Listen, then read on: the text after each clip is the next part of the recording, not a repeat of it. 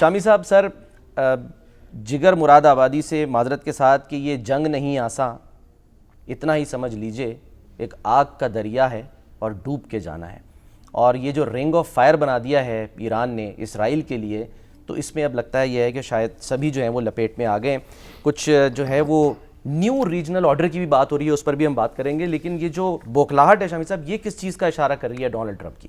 رنگ of fire جو ہے یعنی شمال میں حزب اللہ لبنان میں، جنوب میں جو غزہ کی پٹی وہاں حماس اور اسلامی جہاد، اور مشرق میں جو عراق ہے اور شام ہے وہاں ان کے حامی دھڑے، صحیح. اور جنوب مشرق میں یمن میں ہوتی، اور جنہوں نے طویل یعنی دور تک اسرائیل کو مارنے کے لیے ڈرونز اور میزائل ان کا مظاہرہ کیا ہے نشانہ بنا کے. بالکل ٹف ٹائم دیا ہے انہوں نے. اب یعنی یہ جو روم کمانڈر ہے قاسم سلیمانی، جی جی جی، کہتے ہیں کہ انہوں نے یہ پلان کیا تھا. اچھا، رنگ آف فائر کا یعنی کہ اسرائیل چاروں کے طرف سے گھیرا گھیرنا جو ہے. ہاں وہ تنگ کیا جائے، ٹھیک ہے. اور تاکہ اس کی جو قوت پھیل جائے. اور ابھی بھی کہہ رہے ہیں کہ حزب اللہ جو ہے اس کے دستے جو ہیں داخل ہو گئے ہیں اسرائیل کے اندر. اچھا. اور پہلی دفعہ اسرائیل کے اندر کوئی غیر ملکی فوج داخل ہوئی ہے. اچھا. اور اس کے سرحدوں کے اندر لڑائی جو ہے ہو رہی ہے. ٹھیک ہے. برحال یہ تمام اسرائیل تو چاہ رہا تھا کہ وہ بفر زون بنا دے لبنان میں شامل ہو کر، یہ تو لگتا ہے کہ معاملہ الٹ ہو گیا. ایک کشمکش جاری ہے. اور جس طریقے سے ایران نے ایک پلان کیا تھا اسرائیل کا مقابلہ کرنے کے لیے، وہ بھی اپنی جگہ قابل داد ہے. اور انہوں نے اپنی مختلف تنظیموں کے ذریعے سے، آرگنائزیشنز کے ذریعے سے پھر اپنی جو تیاری کی ہے، وہ بھی اگر اسرائیل کو بین الاقوامی قوانین کی پاسداری کرتا اور دوسروں کو جینے کا حق دیتا، تو پھر اس سے بھی اس طریقے سے نبٹنے کے منصوبے نہ بنائے جاتے. ٹھیک ہے. ابھی تو وہ جو اقدامات کر رہا ہے شامی صاحب اس پر بھی آتے ہیں، لیکن ایک جو دلچسپ بات سامنے آ رہی ہے وہ یہ کہ یعنی کہ جنگ جو ہے وہ اسرائیل اور امریکہ لڑ رہا ہے، لیکن اس کا خرچہ جو ہے وہ خلیجی ممالک، عرب ممالک یعنی کہ اٹھائیں. یہ کیا بات ہو رہی ہے؟ اور یہ اس سلسلے میں کیرولائن لیوٹ سے سوال بھی ہوا. انہوں نے سوال کا جواب کیا دیا جب ان سے پوچھا گیا کہ جی جو یہ جو جنگ ہو رہی ہے اس کی یعنی کہ جو قیمت ہے وہ کون ادا کرے گا؟ کیا عرب ممالک جو ہیں وہ اس کا خرچہ اٹھائیں گے؟ تو جب سوال ہوا انہوں نے کیا جواب دیا، ذرا وہ دیکھیے. کیا معاملہ ہے شامی صاحب؟ عمانی صحافی ہیں اور انالسٹ ہیں، بین الاقوامی امور کے ماہر ہیں، سالم الجوہری. اچھا. انہوں نے بی بی سی عربی کو انٹرویو دیتے ہوئے کہا ہے کہ صدر ڈونلڈ ٹرمپ جو ہیں وہ خلیجی ریاستوں پر دباؤ بڑھا رہے ہیں کہ وہ جنگ کے جو اخراجات ہیں ان کو ادا کریں. اچھا. اور ان کا کہنا یہ ہے کہ اگر یہ جنگ جاری رکھنی ہے تو $5 ٹریلین امریکہ کو ادا کیے جائیں. اچھا. اور اگر اسے روک دینا ہے تو پھر $2.5 ٹریلین جو ہے وہ دیا جائے. یعنی اب تک کا خرچہ جو ہے اس میں $2.5 ٹریلین دیا جائے. ٹھیک ہے. اور آگے جانا ہے تو پھر $5 ٹریلین جو ہے وہ دیے جائیں. ٹھیک ہے. یعنی کہ جو اب تک خرچہ ہو گیا اس کا بل دے دیا ہے انہوں نے بل ہے ڈونلڈ ٹرمپ نے. ہاں کہ جی یہ پے کر دیں. اب وہ جو خلیجی ممالک ہیں وہ پوچھ سکتے ہیں نا جناب، انہوں نے کہا ان کو کہا تھا کہ یہ جنگ کا آغاز کریں. صحیح. تو جو کچھ ان کو جو اسرائیل ان کو لوٹ سکتا تھا یہ خود ہی لوٹ رہے ہیں ان کی حفاظت کے نام پر. بالکل. بہرحال تو ڈونلڈ ٹرمپ تو ایک بڑی دلچسپ شخصیت ہیں، کچھ بھی کہہ سکتے ہیں، کچھ بھی کر سکتے ہیں. ہاں. اچھا یہ تو پتہ نہیں اب یہ تاوان مانگ رہے ہیں، کیا مانگ رہے ہیں؟ عجیب سی بات. خرچہ مانگ رہے ہیں سر. مطلب جھونک دیا کسی کو، مطلب اس کو آپ نے خود ہی جو ہے وہ ایک مشکل میں ڈال دیا. وہ کہتے ہیں آپ کی حفاظت کر رہے ہیں.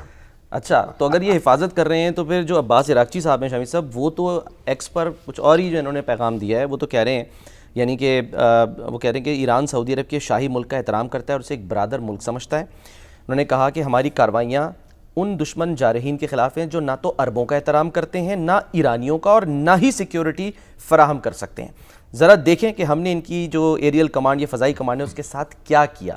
اور آخری جملہ بڑا دلچسپ ہے ان کا, ہمیں یعنی کہ ہم نے پہلے بھی اس کو جو ہے وہ ظاہر ہے اس پر بات کی ہے کہ وہ کہتے ہیں عباس عراقچی صاحب جو وزیر خارجہ ہیں ایران کے, اب وقت آ گیا ہے کہ امریکی افواج کو یہاں سے نکالا جائے.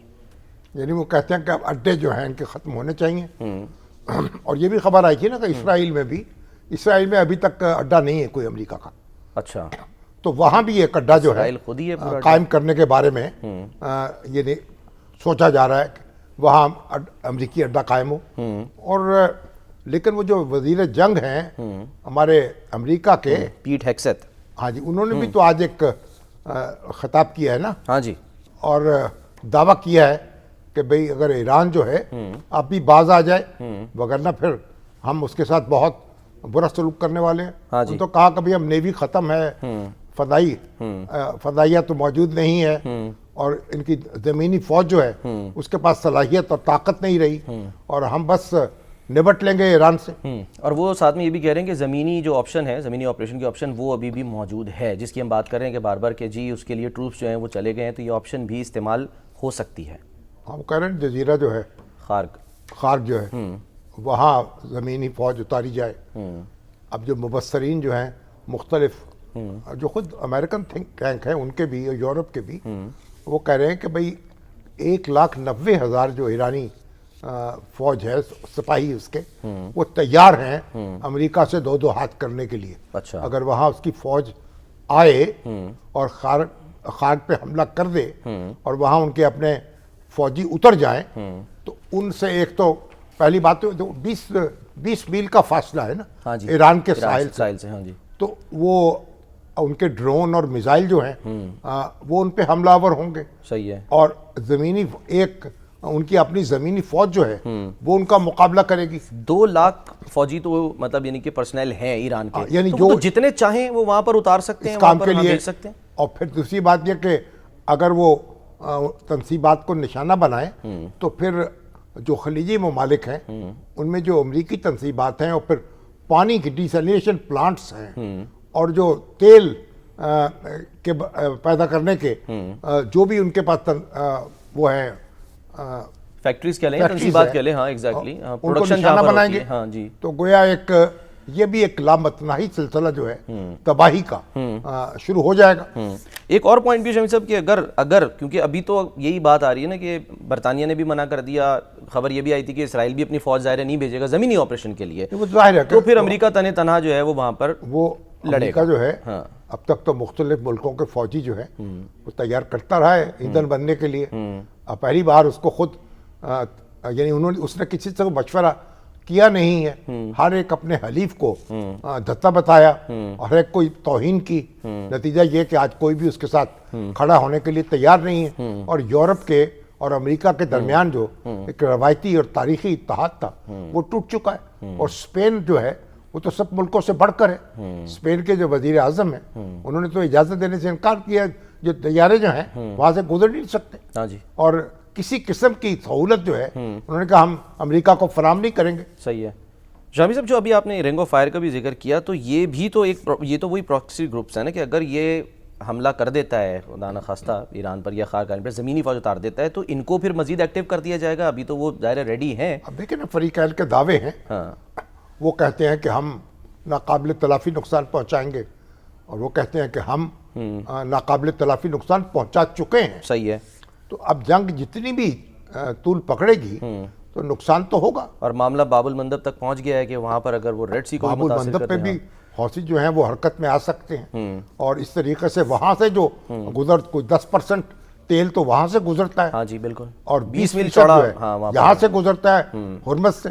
تو اب وہاں یعنی پھر چل تو چلے, آگ کی طرح یعنی جنگ پھیلے گی, اور جس چیز کو دیکھے کیا چیز اس میں بھسم ہوتی ہے. دیکھتے ہیں شامی صاحب, ہمیں ڈاکٹر قمر چیمہ صاحب نے جوائن کر لیا. دیکھیں ہمارے وزیر خارجہ جو ہیں چین پہنچے ہیں. جی ہاں بالکل. وزیر اعظم اسحاق ڈار صاحب وہاں ان کی چینی حکام سے ملاقاتیں شروع ہیں, اور چین نے سپورٹ کیا ہے. چین نے کہا کہ ہم پاکستان کے ساتھ کھڑے ہیں اور جنگ کو ختم کرنے کے لیے, اور پاکستان سے ہماری جو اسٹریٹجک الائنس ہے ہم اس کو بھی اس پہ قائم ہیں.